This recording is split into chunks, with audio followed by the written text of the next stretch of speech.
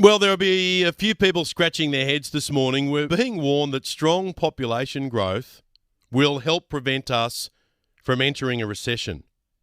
The federal government recently announced plans to hit the brakes on the number of overseas arrivals because, as we know, people who already call Australia home are finding it harder than ever to find a place to live and enjoy a decent quality of life. But then after they said that they were going to pull back, we then welcomed 125,000 people in the month of January. This was despite Labor vowing to cut immigration just months earlier.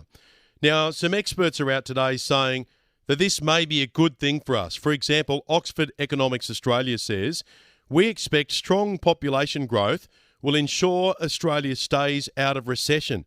But this is just a Ponzi scheme.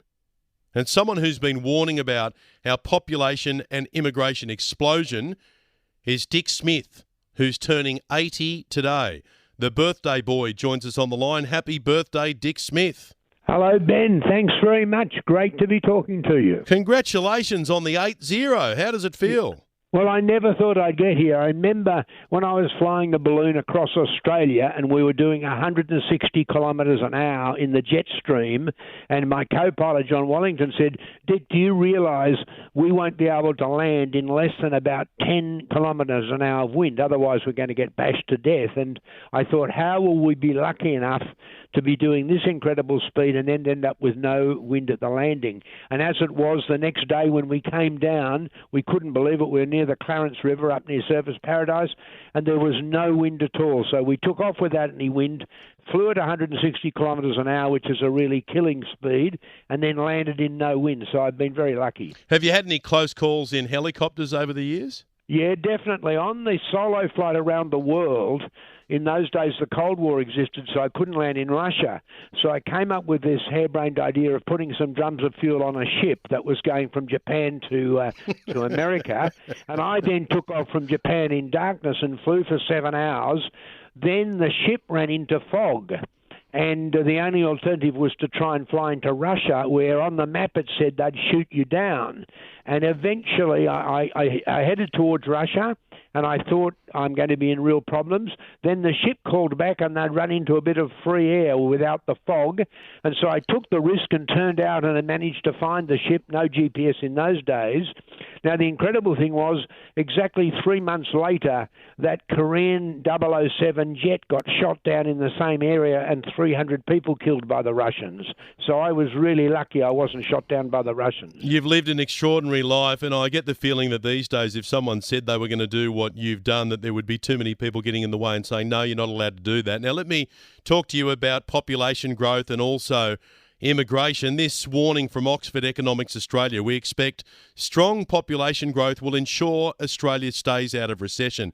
This is the same old line they trot out time and time again, right, Dick? Yeah, and it just puts off the day of reckoning. As you say, it's a Ponzi scheme. It's not stable. You can't grow forever. That's impossible. You'd end up with 1 billion people in Australia. So all the politicians are doing is putting off the day of reckoning, when one day you have to live in balance. One day you can't just keep growing. We should be planning on that now. Last year we had a net income of people of 500,000. It should be about 70,000. If we go back to the long-term average of 70,000 a year, which is what it was before John Howard became Prime Minister, we would end up balancing our population off a bit below 30 million, which I think for a dry country like Australia sounds a sensible number.